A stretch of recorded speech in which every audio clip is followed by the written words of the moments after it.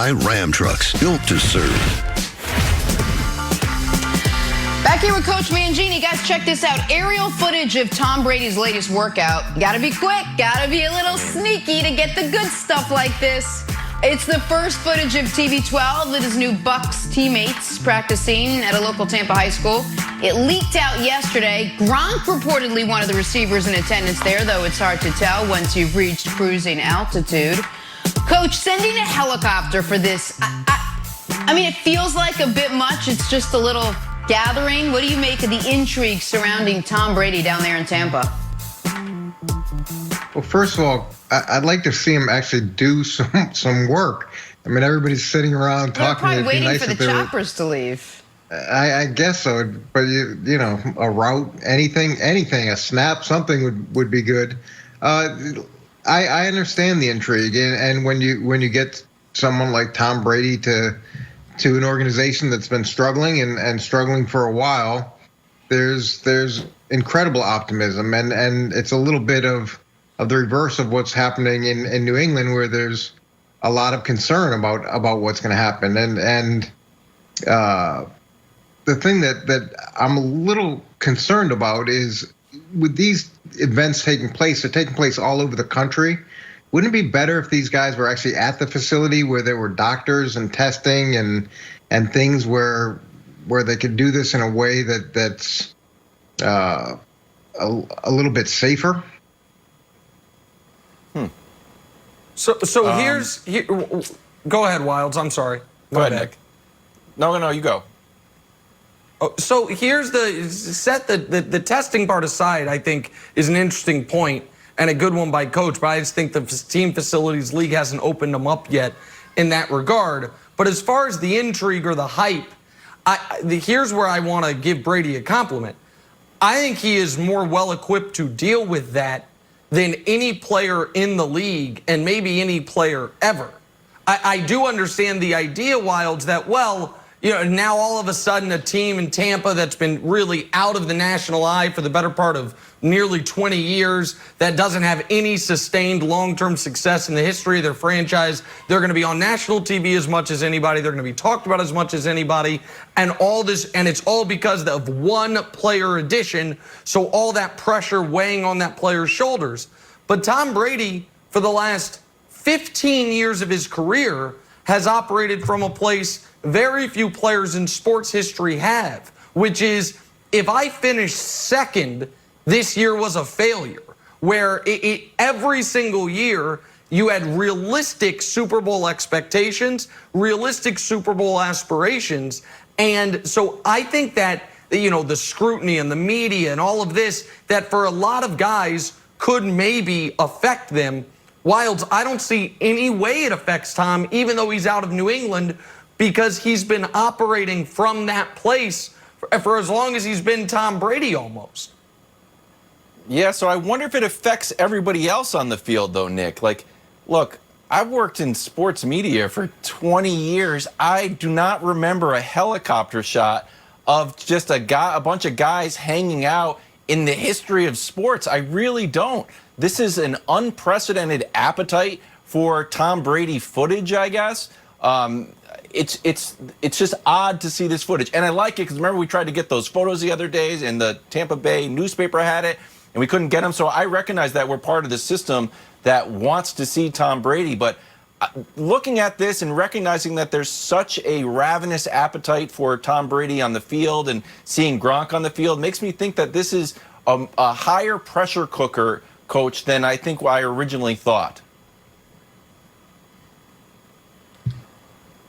Yeah, I don't think this is necessarily a higher pressure cooker for Tom at all. This is what Tampa Bay wanted when they brought Tom Brady in, is the impact that he could have with the players around him. And yeah. I know, Kevin, you love the term force multiplier. This is where he's the greatest force multiplier, is when he can be on the field and the as he's learning, the guys can learn from him in terms of his approach, in terms of his professionalism, in terms of the nuances of route running, of understanding coverages. There's so many things that he can teach, and the best way that he can teach is obviously not over Zoom. It's with the guys, in the huddle, and those lessons. Well, Coach, if I may, can I just throw a question back to you quickly? Because I know Tom can teach them a lot, but I feel like there's an element, and tell me if I'm wrong, of being in the crucible. Like the scrutiny the Bucs are going to be under is so different than anything. Take Mike Evans and Chris Godwin. They played, I would imagine, with almost the security of knowing, man, if we lose, folks they're not going to blame us. They're going to blame Jameis because Jameis probably threw it to the other team and people understand his weaknesses.